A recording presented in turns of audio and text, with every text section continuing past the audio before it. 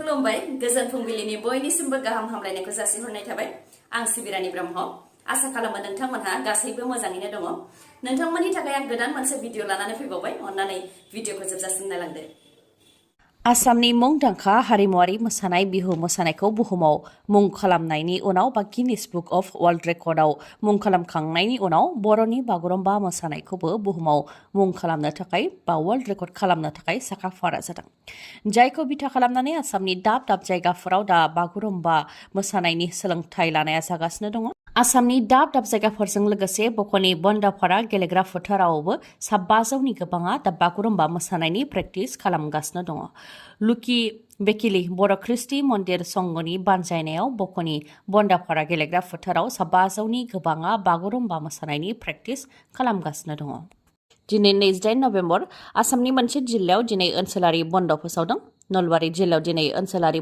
बन्द फोसावदों Nalbari district commissioner DC अफिसनिफ्राय बे बिथोनखौ फोसावदों राज महोत्सबजों लोब्बा लाखिनानैनो नलबारि जिल्लायाव दिनै ओनसोलारि बन्द फोसावदों दिनैनि सानाव नलबारि जिल्लानि सिङाव थानाय गासैबो सोरखारि मावख'फोर रेभिनिउ कर्ट मेजिस्टेरियेल कर्ट आरो गासैबो सोलोंथाइ फसंथानफोरानो बन्द थागोन नाथाय माखासे सोलोंथाइ फसंथानफोर जेराव फसंथानफोराव आनजादनि थाखाय फोसावखानाय बेफोर फसंथानफोरा बन्द थानाय नङा बेनि अनगायैबो एसेन्शियेल सार्भिस आरो इमार्जेन्सि सार्भिसआबो बन्द थानाय नङा राज महोत्सबजों लोब्बा लाखिनानैनो दिनै सानसेनि थाखाय बन्द फोसावदों नलबारि जिल्लायाव इउपिपिएल सोरखाराव फिन जाख्ल'नायनि अजद इउपिपिएल सोरखारनि सायाव जाख्ल'नायनि अजदआ सिगांनिफ्रायनो ओंखारबाय थादों माब्लाबा समाव इउपिपिएलनि मावथिफोरानो बे अजदखौ होदों माब्लाबा समाव रायजो राजाफोर आरो माब्लाबा समाव बेरेखा दोलोआ जाख्ल'नायनि अजदखौ होबोदों नाथाय बे खेबाव इउपिपिएलनि भिसिडिसिनि मेम्बारानो जाख्ल'नायनि अजद होदों भिसिडिसिनि मेम्बारनिफ्रायनो पिएमएवाइनि मुङाव रां दाबि खालामनायनि अजद सिखांदों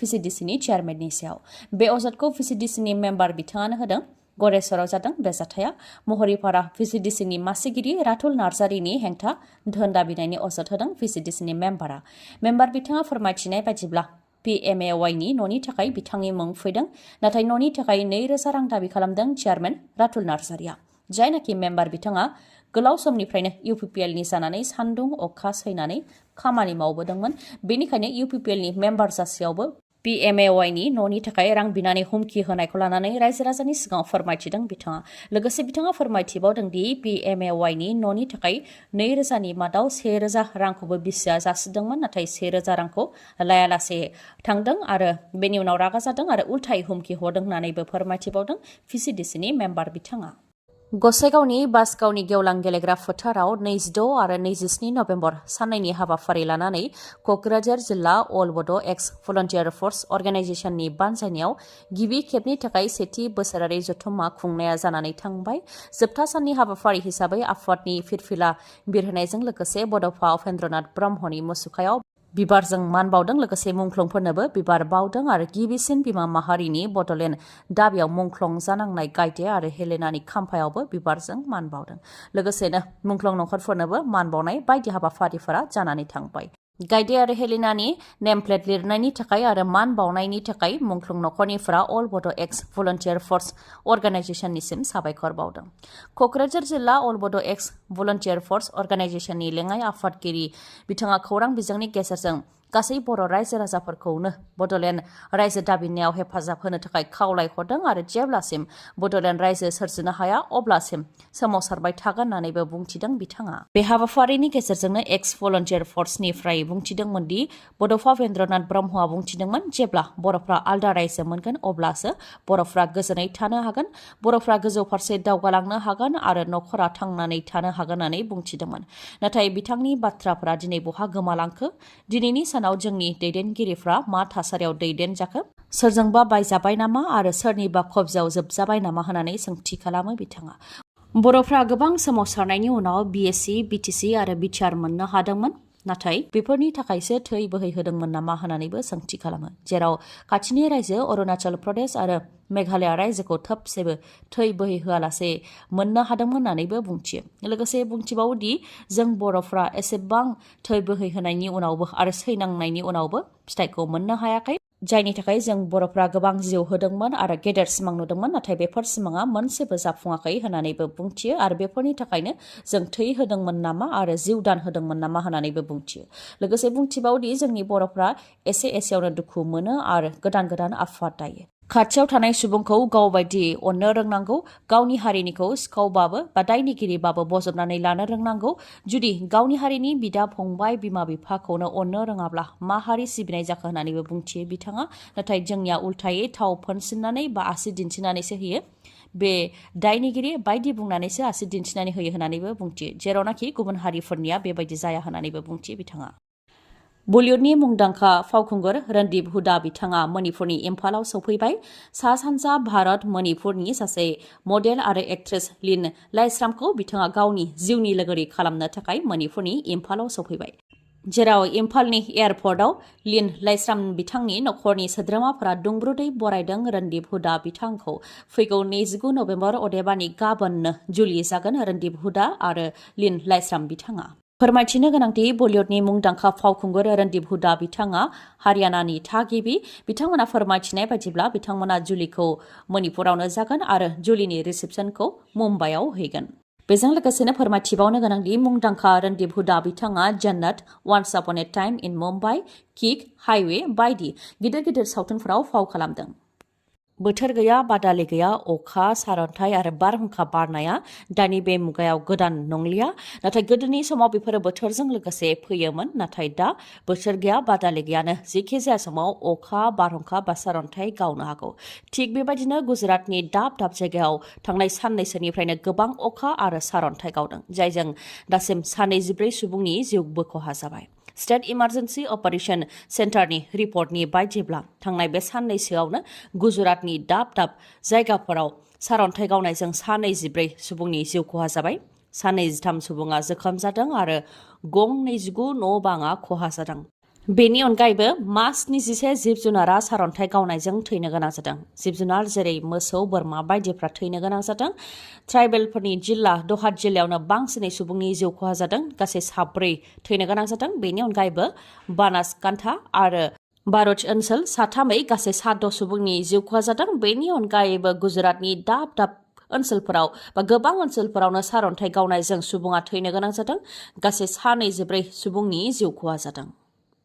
चिरां जिल्ला रुनिकाटा फरेस्ट रेन्जनि सिङाव थानाय सान्थिफुरनि साहा फारसे थानाय 2 नं कुसुम दैसा गामिनि फसन नार्जारी, जाय बिथाङा मैदेरनि गाग्लोबनायजों जिउ खोमानो गोनां जादोंमोन, बिथांनि नखराव नुजाथिहैदों बिटिसिनि हाग्रा बिफाननि इएम रनजित बसुमतारी बिथाङा। दुखुथिया नखराव नुजाथिहैनानै दुखु फोरमायथिनायजों लोगोसे दुखुथिया नखरनो सोरखारनि फारसेनिफ्राय 4 लाख रां होनो खोथा होदों बिथाङा। बेनि थाखाय आसाम सोरखारा गोख्रैथिजों खामानिखौ मावगासिनो दं आरो 1 दाननि गेजेरावनो 4 लाख रांनि अनसुंथाइखौ होनो नाजागोन होननानैबो फोरमायथिदों इएम रनजित बसुमतारी बिथाङा। नाथाय रिजार्भ ओनसोलाव थानाय सुबुंफोरा जुदि हाग्रानि मै, मैदेर, अमा बायदिजों बुथारजानो गोनां जायोबा बिथांमोनहा बे अनसुंथाइखौ मोननो हानाय नङा होननानैबो फोरमायथिदों इएम रनजित बसुमतारी बिथाङा। लोगोसेनो मानसि आरो मैदेरनि गेजेराव जानाय बे दावहाखौ होबथानो थाखाय खुसुं दैसा गामिनि सेरजों 2 किल'मिटार जानथायनि सलार फेन्सिं होनायनि थाखाय थागथियारि खालामनाय जादों होननानैबो फोरमायथिदों। बेनि थाखाय थिकादारा सार्भे खालामनायनि खामानिखौ जागायजेनगोन आरो थाबैनो खामानिखौ मावनानै होगोन होननानैबो फोरमायथिदों इएम रनजित बसुमतारी बिथाङा। मैदेर आरो मानसिनि गेजेराव जानाय दावहाया बे ओनसोलावल' नङा, गासै बिटिसि आरो गासै आसामनि दाब दाब जायगाफोरावनो मैदेर आरो मानसिनि गेजेराव दावहाया जागासिनो दं होननानै बुंथियो आरो बेनि थाखाय जों गासैबो सांग्रां जानो नांगोन होननानै बुंथियो इएम रनजित बसुमतारी बिथाङा। थिग बेबायदिनो तिनसुकिया जिल्लायावबो मैदेरनि गाग्लोबनायजों सासे 12 बोसोर बैसोनि उन्दै गथ'सानि जिउ खहा जादों।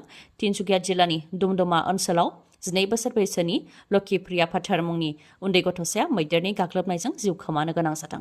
धोरोमनि हाबाफारिनिफ्राय न' फारसे फैफिनबाय थानाय समावनो मैदेरनि गाग्लोबनायाव बिथाङा जिउ खोमानो गोनां जादों। बेनि अनगायैबो गवालपारा जिल्लायावबो सासे 40 बोसोर बैसोनि सुबुङा मैदेरनि गाग्लोबनायजों जिउ खोमानो गोनां जादों। गवालपारानि टेंगाबारियाव जादों बे जाथाया। साहार भानु नेसा मुंनि 40 बोसोर बैसोनि आइजोआ मैदेरनि गाग्लोबनायजों जिउ खोमानो गोनां जादों। दिनै 28 नभेम्बर दिनै T20 सिरिजनि क्रिकेट गेलेनाया आसामाव जागोन। भारत आरो अस्ट्रेलियानि गेजेराव थामथि खेबनि थाखाय गेलेनाय जागोन। गुवाहाटीनि बरसापारा क्रिकेट स्टेडियामाव जागोन बे गेलेनाया। जेरावनाखि T20 नि गिबि गेलेनाया 23 नभेम्बराव जादोंमोन, जायनि गेलेनाया विशाखापट्टनमाव जादोंमोन, जेराव भारतनि हान्जाया अस्ट्रेलियानि हान्जाखौ फेजेननो हादोंमोन। आरो T20 नि नैथि गेलेनायावबो भारतनि हान्जायानो देरहासार जानो हादोंमोन। T20 नि नैथि गेलेनाया 26 नभेम्बराव त्रिवेन्द्रमनि ग्रीनफील्ड इन्टारनेशनेल स्टेडियामाव जादोंमोन, जेराव भारतनि हान्जाया 235 रान बानायनो हादोंमोन आरो अस्ट्रेलियानि हान्जाया 191 रान बानायनानै जेननो गोनां जादोंमोन। सूर्या कुमार यादवनि दैदेननायाव दिनै फिन थामथि खेबनि थाखाय भारतनि हान्जाया अस्ट्रेलियानि हान्जाजों गेलेगोन। जायनाखि दिनै T20 क्रिकेट गेलेनाया गुवाहाटीयाव जागोन, बेनि थाखायनो माखासे ट्राफिक रुल फोसावदों गुवाहाटी नोगोराव। उन्दै गथ'साफोर, फरायसाफोर, गागि नोगोरारि आइजोफोर, बेरामिफोर बा इमारजेन्सि सार्भिसनि थाखाय जाहाथे लामा सामायाव जेबो जेंना जेंसि जाया आरो गारि मथरनि होंगो दोंगो जाया, बेनि थाखाय ट्राफिक रुलखौ फोसावदों। जेरै गुवाहाटी नोगोरनि सिङाव थानाय माहारियारि राजा लामा 27 आरो 17 आव साखा खब्रै थानाय फालांगियारि गारिया खारनो मोननाय नङा। सानजौफु 12 रिंगानिफ्राय हरनि 12 रिंगासिम खारनो मोननाय नङा आरो साखा खबथाम थानाय फालांगियारि गारिफोरा एके आजाद रड अदेबानि लख्रा आरो एके देब रडआव खारनो मोननाय नङा। समनि सिमाया सानजौफुनि 12 रिंगानिफ्राय हरनि 12 रिंगासिम खारनो मोननाय नङा। बेनि अनगायैबो बेलासिनि 3 रिंगानिफ्राय लख्रा रडखौ वान वे खालामनानै होनाय जागोन। मोनसे जोबोद गोजोनथाव खौरां।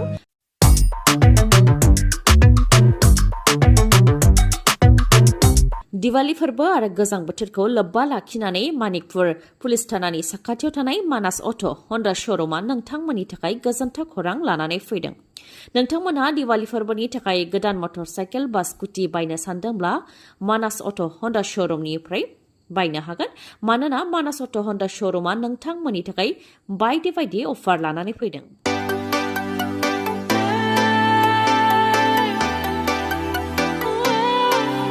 जेरै नोंथाङा गोदान मटर साइकेल बा स्कुटि बायोबा बेसेन नाङालासे गंनै हेलमेट मोननो हागोन, लोगोसे 5 लिटार पेट्रल बेसेन नाङालासे मोननो हागोन। आरो जायनाखि बे अफारा गोजां बोथोरजों लोब्बा लाखिनानै होनाय अफार, बेनिखायनो नोंथाङा मटर साइकेल बा स्कुटि बायोबा मोजां क्वालिटिनि कम्बलबो मोनफानो हागोन। नोंथांमोननो मिथिहोबावनाया गोनां, जुदि नोंथाङा गावनि गोजाम मटर साइकेल बा स्कुटि सोलायनानै गोदान लानो सानदोंब्ला बेनिबो राहा दं बे श'रुमाव। जायखिजाया कम्पानिनि गोजाम मटर साइकेल बा स्कुटिखौ नोंथांमोनहा सोलायनानै गोदान मटर साइकेल बा स्कुटिखौ मोननो हागोन। आबुङै मिथिबावनोब्ला 70026012555 नङाबा 9101272776 बे नाम्बाराव कल हरनानै खौरां लाहरनो हागोन। गोजोन्थों। दिनैनि भिडिअ'आ एसेनोसै। गाबोन आरो गोदान भिडिअ'जों लोगो मोनफिनबावगोन। नोंथाङा दासिमबो आंनि चेनेलखौ साबस्क्राइब खालामाखैबा अन्नानै साबस्क्राइब खालामदो, लोगोसे लाइक, कमेन्ट आरो शेयार खालामनो दाबाव। गोजोन्थों।